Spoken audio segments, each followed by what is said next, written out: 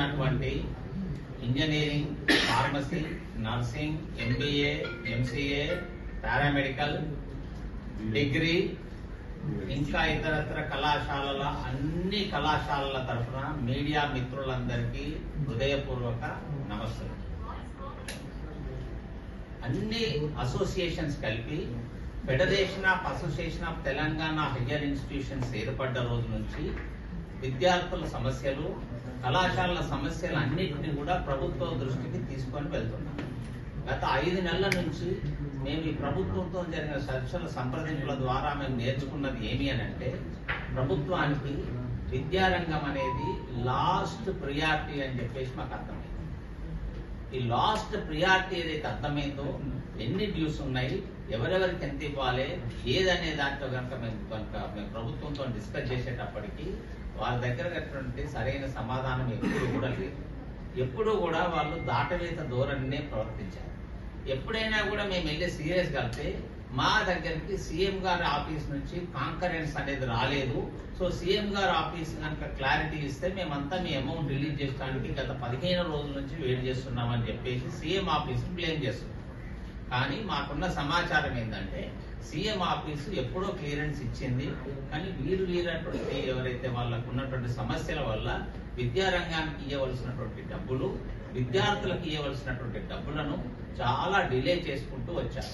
మేము ఎంతో బాధతోని మా కళాశాలలో ఉన్నటువంటి అధ్యాపకులు, non teaching staff, sub staff, స్వీపర్లు లాంటి వాళ్ళందరినీ చాలా బాధతోని హాలిడేస్ ఇచ్చుకుంటూ మొన్న పంపిన తర్వాత అతి కష్టం మీద ఈ రోజుకు ప్రభుత్వం మాకు డబ్బులు ఇచ్చేసి అదొక ఆనందకరమైన విషయం లాగా ఏదైతే చెప్తుందో అది అంత అబద్ధం. ఈ రోజు కళాశాలలు అంతే బాధతోనున్నాయి.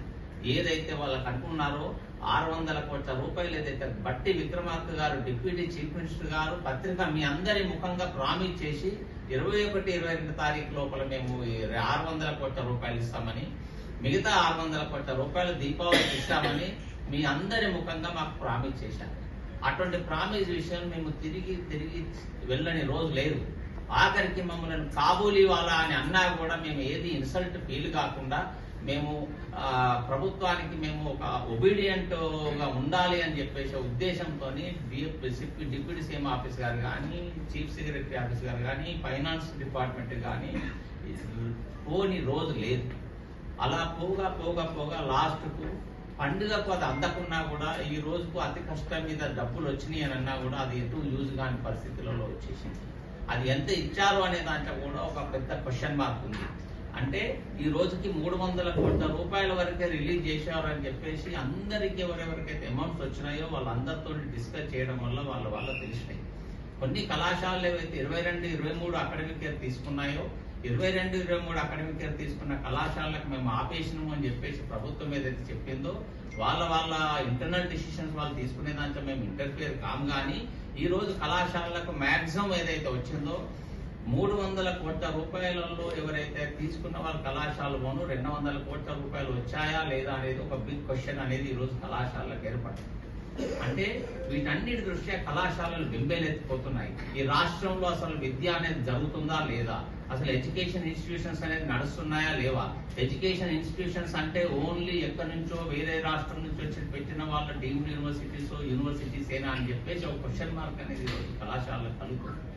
లక్షల మందిని విద్యార్థులకు ఏదైతే ఎడ్యుకేషన్ ఇచ్చి ఈ రోజు రాష్ట్రంలో, దేశంలో, వివిధ దేశాలలో ఏదైతే సాఫ్ట్వేర్ ఇంజనీర్స్ ఏదైతే హైదరాబాద్ నుంచి జనరేట్ అయ్యారో వాళ్ళందరూ కూడా మా లాంటి కళాశాలలో చదువుకొని వాళ్ళ కుటుంబాలను, తెలంగాణ రాష్ట్ర ప్రగతికి దోహదపడుకుంటూ ఈ రోజు విద్యారంగం నుంచి ఎవరైతే ఉన్నారో వాళ్ళందరూ కూడా మా ప్రైవేట్ కళాశాలల ద్వారానే ఉత్తీర్ణత పొంది వాళ్ళందరూ కూడా దేశ విదేశాల్లో జాబ్ చేసుకుంటూ రాష్ట్రానికి పేరు తెచ్చే రకంగా ఏదైతే చేస్తున్నారో అటువంటి విద్యారంగాన్ని నిర్లక్ష్యంగా ఏదైతే చేస్తుందో ప్రభుత్వము, అతి కష్టం మీద ఏదో మాకు అప్పించినట్టుగా ఫీల్ అవుకుంటూ ప్రభుత్వం ఏదైతే ఇచ్చిందో నిన్న మొన్న మేము తిరిగి ఏదైతే ఎంతైతే బాధపడ్డామో, సార్ 30th లోపల ఇవ్వండి సార్, మా కళాశాలలో హాలిడేస్ ఇంకా ఇవ్వలేదు, మన కళాశాలలో అటెండర్లు కూడా ఇంటికి వెళ్ళలేని పరిస్థితి ఉన్నా కూడా దయాదాక్షిణ్యం లేకుండా ఏదైతే ఫైనాన్స్ డిపార్ట్మెంట్ ప్రవర్తించిందో అది మేము చాలా బాధపడ్డాం.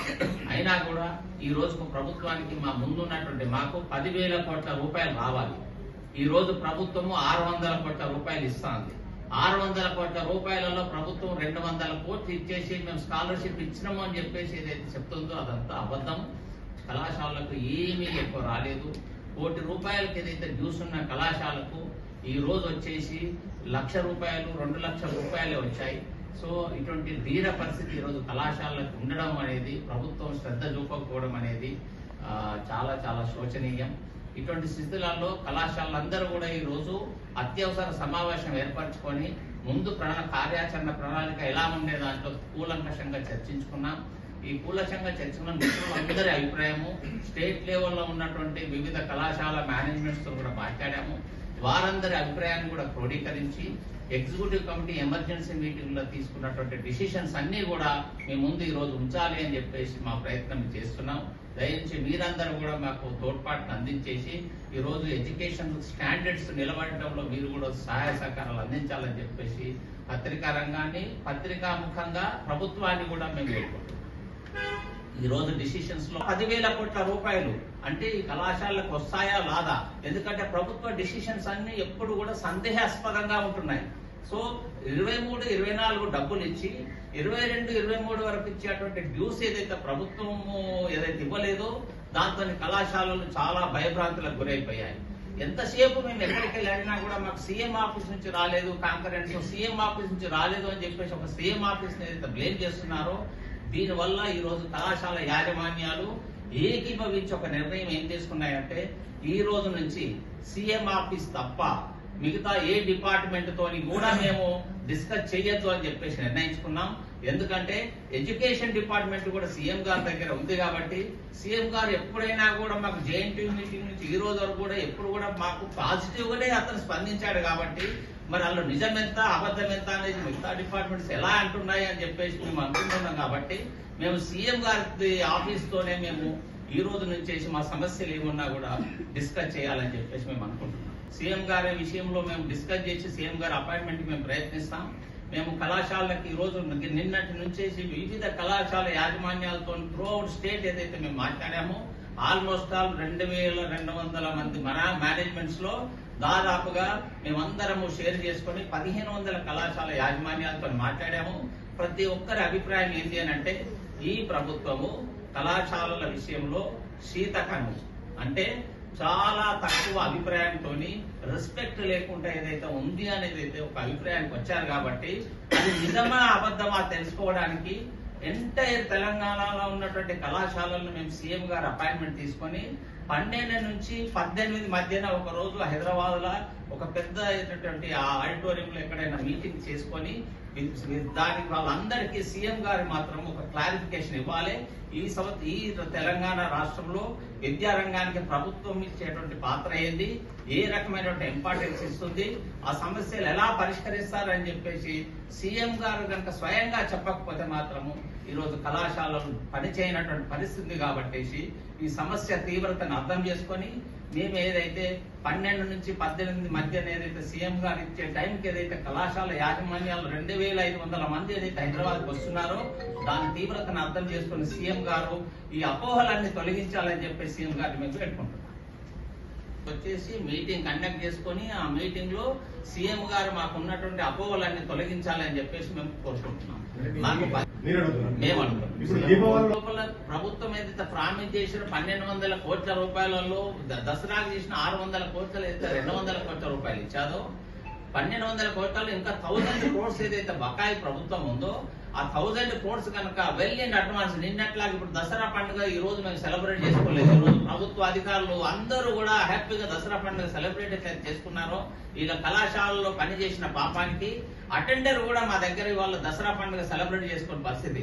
ఈ రోజు బ్యాంకులో ఈ రోజు మనీ ఇంకా కొన్ని కళాశాలలో కొంత వస్తుంది, కొన్ని రాలేదు. రేపేమో బ్యాంకు హాలిడేస్, ఈ రోజేమో కళాశాల యాజమాన్యాలు వాళ్ళకు జీతం ఇవ్వలేనటువంటి పరిస్థితి, అత్యంత దీనమైన పరిస్థితి. ఈ రోజు ఏదైనా సెక్టర్ మన తెలంగాణలో ఉంది అంటే అది ఓన్లీ కళాశాలలో ఉన్నటువంటి పరిస్థితి తప్ప వేరే ఆర్గనైజేషన్ ఎందులో లేదు అని చెప్పేసి మేము మాత్రం ఖచ్చితంగా మేము చెప్పగలుగుతాం.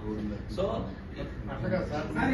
ఒకటి 1,200 కోట్ల రూపాయలు ప్రభుత్వం ఏదైతే దీపావళి లోపల ఏదైతే ప్రామిస్ చేసిందో దసరాకిచ్చే 600 కోట్ల రూపాయలు ఏదైతే ఉందో ఫెయిల్ అయిందో దానివల్ల దీపావళికి ఇస్తుంది అనే దాంట్లో మాకు నమ్మకం పోయింది. కాబట్టి వెల్ ఇన్ అడ్వాన్స్ గా 12th వరకే దసరాలో దీపావళికి ఇచ్చేటువంటి మిగతా 1000 కోట్ల రూపాయలు ఇవ్వాలని, ఒకవేళ ఇవ్వకపోతే కళాశాల స్ట్రైక్ కంటిన్యూ అవుతుందని చెప్పేసి మా మొట్టమొదటి నిర్ణయం. 12వ తారీఖు లోపు 1000 కోట్లు 1000 కోట్ల రూపాయలు, 400 కోట్లు కాదు, 400 కోట్లు అనేది ప్రభుత్వం 10 రూపాయల విషయంలో ప్రభుత్వం 1200 కోట్ల రూపాయలు దీపావళి లోపల ప్రామిస్ చేసింది.